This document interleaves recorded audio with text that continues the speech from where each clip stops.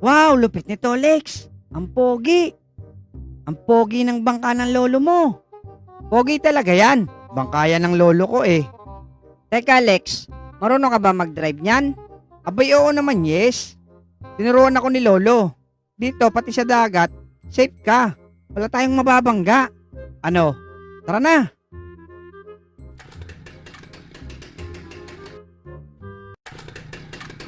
Wow, ang sarap ng hangin.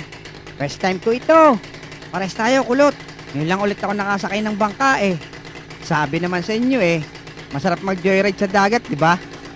Ang sarap pala ng feeling kapag malayo sa pagmumukha ni Otlog. Mismo. Naku, yari. Nakakalimutan ko palang ilagay sa makina aring tornilyong itaw. Lex, wala na bang ibibilis to? Bilisan mo naman ng konti. Sige, kapit ng mahigpit. La, ano yun? Yari, parang may nakalas sa makina natin ah. Nako, yari, alam na. Alam mo, Pudong, itong jet ski ko ang pinakamabilis sa lahat.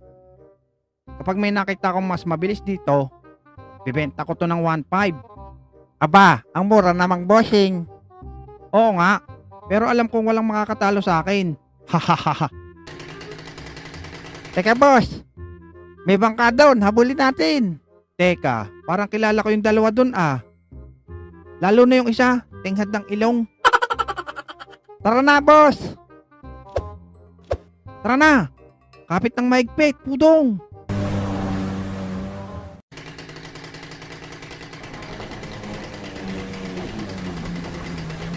Mga pugi, kamusta?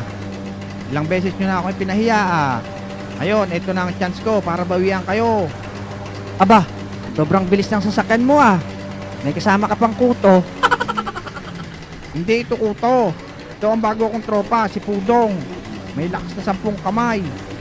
Tama yun, ako si Pudong. Gagi, ano yun, Tide? Sige na mga pugi, iiwanan ko na kayo. Ayoko maghintay sa mababagal. Lex, todo na ba ito? Hindi ko alam, Bogart. Wala tayong kontrol sa bangka natin eh. Ako bahala. Anong gagawin mo?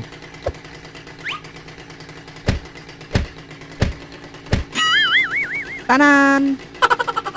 Hala, bakit mo naman sinipa, Bogart? Kapit, mga pugi!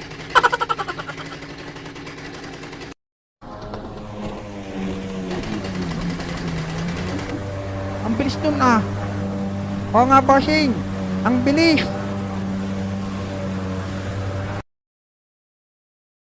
Mukhang marami akong mahuhuli ngayon ah.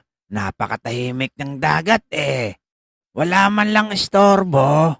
Relax din pag may time. Sabi dyan, Otlog! Lokong mga bata yun ah. Dadaplisan pa ako. Sabi, Manyong!